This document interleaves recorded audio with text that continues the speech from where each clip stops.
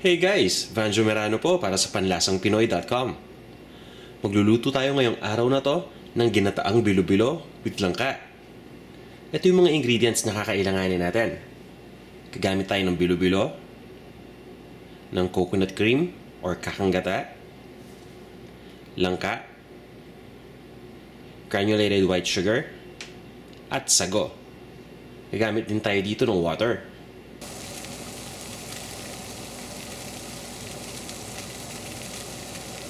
Simple lang ang paggawa ng ginataang bilo-bilo na may langka.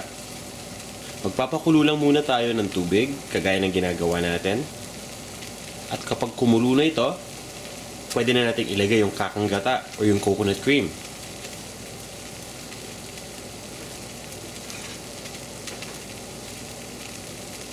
Sa puntong ito, pwede na natin gawin yon dahil kumukulo na yung tubig. Nalagay ko lang yung kakanggata.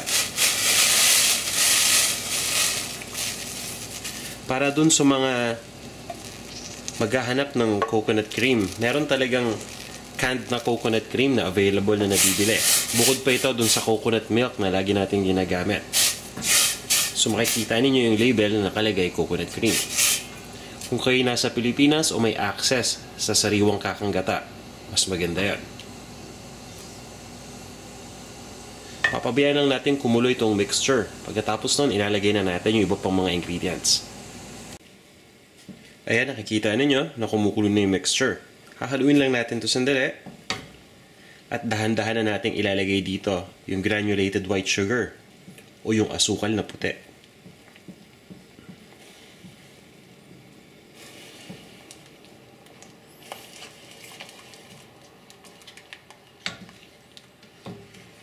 Haluin lang natin para masigurado tayo na na-dilute na yung sugar dito.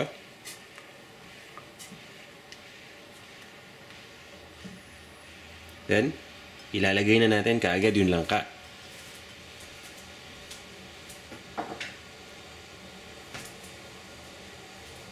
Ito na yung langka. So, nakita nyo kanina na ang gamit natin dito ay yung delata na langka. Ang ginawa ko doon, tinanggal ko lang yung water na kasama doon sa can. At pagkatapos, hinati ko lang yung langka. Kasi makikita nyo doon na parang isa siyang buong peraso na maliliit. So, ginawa ko doon, bawat peraso ng langka, hinati ko sa 4. At eto na siya ngayon. So, ang gagawin natin, papabayaan lang natin kumulo ito uli at lulutuin lang natin ito ng ilang minuto. Pagkatapos nun, pwede na natin ilagay yung ating bilo-bilo o yung tinatawag nating glutinous rice balls. Pagkatapos nating mapakuluan yun lang ng ilang minuto, ilalagay na natin itong ating bilo-bilo. Kung nagtataka kayo kung paano gumawa ng bilo-bilo or kung meron kayong mga katanungan kung paano gumawa nito, meron tayong post dito sa panlasangpinoy.com na magtuturo sa inyo step by step kung paano gumawa ng bilo-bilo. At napakadali lang gumawa ng bilo-bilo. Kailangan nyo lang taligi dito yung glutinous rice flour. Papabayaan lang natin itong maluto. Yung bilo-bilo kasi, kailangan mag-absorb ng water. Maya-maya, mag-expand lang ito ng kakaunti at pagkatapos nun, magiging soft na yung texture nito. So, papakuluan lang natin. Hahaluin lang natin to habang niluluto para ma-prevent natin na dumikit yung bilo-bilo at yung iba pang mga ingredients dito sa ating lutuan. Hihintayin lang natin na mag-thicken itong mixture. At pagkatapos nun, ilalagay na natin yung sago. Makikita nyo ngayon na thick na yung ating mixture dito. Ibig sabihin, pwede na natin ilagay itong sago. Hinuhuli natin itong sago dahil luto na itong sago bago natin ilagay. Meron tayong separate process na pagluto ng sago, pero huwag kayong mag-alala dahil meron din tayong post tungkol dyan dito sa panlasangpinoy.com. Bumisita lang kayo doon at makikita nyo lahat ng hinahanap ninyo.